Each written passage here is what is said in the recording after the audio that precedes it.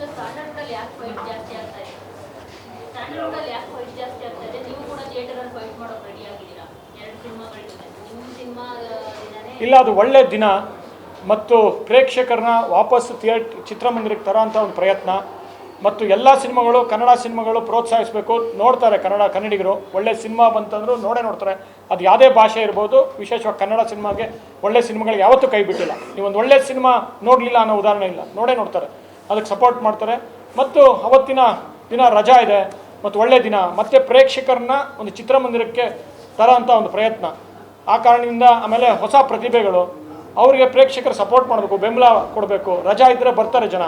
August 15 ಮತ್ತು ವರಮಹಾಲಕ್ಷ್ಮಿನೂ ಇದೆ ಮತ್ತು ಭಾನುವಾರ ಇದೆ ಮತ್ತು ದೊಡ್ಡ ಒಂದು ರಕ್ಷಾಬಂಧನ ಇದೆ.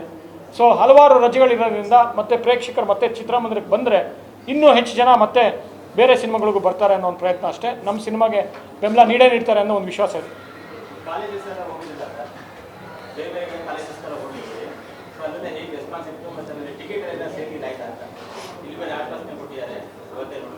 ಏನು ಟಿಕೆಟ್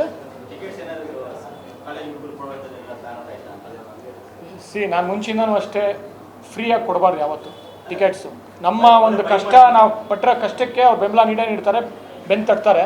ಆದರೆ ಇಡೀ ಕರ್ನಾಟಕ ಟ್ರಾವೆಲ್ ಮಾಡಿದ್ವಿ, ಮೂಡುಬಿದ್ರಿಗೆ ಹೋಗಿದ್ವಿ, ಮಂಗಳೂರು ಆ ಕಡೆ ಎಲ್ಲ ಕರಾವಳಿ ಬೆಲ್ಟು ಮತ್ತು ಹುಬ್ಳಿ, ಶಿವಮೊಗ್ಗ ಮತ್ತು ಮೈಸೂರು, ಮಂಡ್ಯ ಹಲವಾರು ಜಾಗಕ್ಕೆ ಹೋದಾಗ ಇಬ್ಬರು ಆಗಲೇ ಪರಿಚಿತರಾಗಿದ್ದಾರೆ.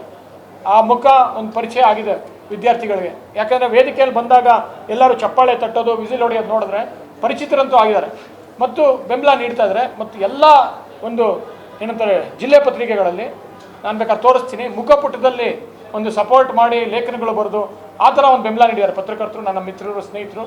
ಒಂದು ಆ ಥರ ಬೆಂಬಲ ನೀಡ್ತಾ ಇದ್ದಾಗ ನಾವು ಅಷ್ಟೇ ಆ ಒಂದು ಪ್ರಯತ್ನ ಮಾಡಬೇಕು, ಇವು ಮಾರ್ಕೆಟಿಂಗ್ ಮಾಡಬೇಕು ಮತ್ತು ಪಿಕ್ಚರ್ ರಿಲೀಸ್ ಮಾಡಬೇಕು, ಒಳ್ಳೆ ಸಿನಿಮಾ ಮಾಡಬೇಕು, ಆ ಥರ ಒಂದು ಪ್ರೀತಿ ನೀಡಿದ್ದಾರೆ ಇಡೀ ಕರ್ನಾಟಕದಲ್ಲಿ. ಇನ್ಫ್ಯಾಕ್ಟ್ ಶಿವಮೊಗ್ಗದಲ್ಲಿ ಇದೇ ಥರ ಯಾವತ್ತೂ ಪ್ರೆಸ್ ಕಾನ್ಫರೆನ್ಸಲ್ಲಿ ಜನ ಸೇರಿರಲಿಲ್ಲ ಅಂತ ಶಿವಮೊಗ್ಗನಲ್ಲಿ. ಮಂಡ್ಯನಲ್ಲಿ ಇಡೀ ಪತ್ರಿಕಾ ಸಂಘದ ಒಂದು ಹಾಲು ತುಂಬಿ ತುಳುಕ್ತಾ ಇತ್ತು. ಅದು ಒಂದು ದಾಖಲೆ ಅಂತ ಹೇಳಿದ್ರು ಅಲ್ಲಿನ ಪತ್ರಕರ್ತರು. ಯಾಕಂದರೆ ಅಷ್ಟೊಂದು ಜನ ಪತ್ರಕರ್ತರು ಬಂದು ಬೆಂಬಲ ನೀಡ್ತಾ ಇರೋದು ಮತ್ತು ವಿದ್ಯಾರ್ಥಿಗಳು ಬೆಂಬಲ ನೀಡ್ತಾ ಇರೋದು. ಮಂಡ್ಯನಲ್ಲಿ ಇವ್ರ ಜೊತೆ ಎಲ್ಲ ಕುಣಿದಿದ್ದು, ವೇದಿಕೆಯಲ್ಲಿ ಬಂದು ಟೈಮ್ ಬರುತ್ತೆ, ದೊಡ್ಡ ವೈರಲ್ ಆಗಿದೆ. ಒಂದು 100 ಮಿಲಿಯನ್ಗೂ ಜಾಸ್ತಿ ವ್ಯೂಸ್ ಆಗಿದೆ. ಮತ್ತು ಇವಾಗ ಧೂಳಿ ಉತ್ಸವ 3ನೇ ಸ್ಥಾನದಲ್ಲಿದೆ ಇಡೀ ಭಾರತದಲ್ಲಿ. ಇವತ್ತು ಅಫ್ಕೋರ್ಸ್ 10-11 ಇದೆ, 3ನೇ ಸ್ಥಾನಕ್ಕೆ ಬಂದಿತ್ತು ರಿಲೀಸ್ ಮಾಡಿದಾಗ ಮತ್ತು ಒಂದು ವಾರ. ಸೊ ಈ ಥರ ಒಂದು ಸಾಂಗ್ಸ್ ಹಿಟ್ಟಾದಾಗ ದಟ್ ಈಸ್ ಒಂದು ಟಿಕೆಟ್ ಟು ಪ್ರೇಕ್ಷಕರ ಒಂದು ಟಿಕೆಟ್, ಅದು ಒಂದು ಪಿಕ್ಚರ್ ನೋಡೋದಕ್ಕೆ. ಸೊ ಎರಡು ಸಾಂಗ್ನು ಹಿಟ್ಟಾಗಿದೆ. ಇನ್ನೂ 4 ಸಾಂಗ್ ಇದಕ್ಕಿಂತ ಅದ್ಭುತವಾಗಿದೆ, ಅದನ್ನು ರಿಲೀಸ್ ಮಾಡ್ತೀವಿ. ಅಫ್ಕೋರ್ಸ್ ನಾವು ಮೋಸ್ಟ್ಲಿ ಯೂಟ್ಯೂಬಲ್ಲಿ ರಿಲೀಸ್ ಮಾಡಿ ಒಂದು ಟ್ರೈಲರ್ ರಿಲೀಸ್ ಮಾಡಿ ಪಿಕ್ಚರ್ ರಿಲೀಸ್ ಮಾಡ್ತೀವಿ. ಸೊ ಅದ್ಭುತವಾದ ಹಾಡುಗಳು, ಅದ್ಭುತವಾದ ಸಿಂಗರ್ಸ್ ಹಾಡಿದ್ದಾರೆ ಇನ್ನೂ 4 ಹಾಡು.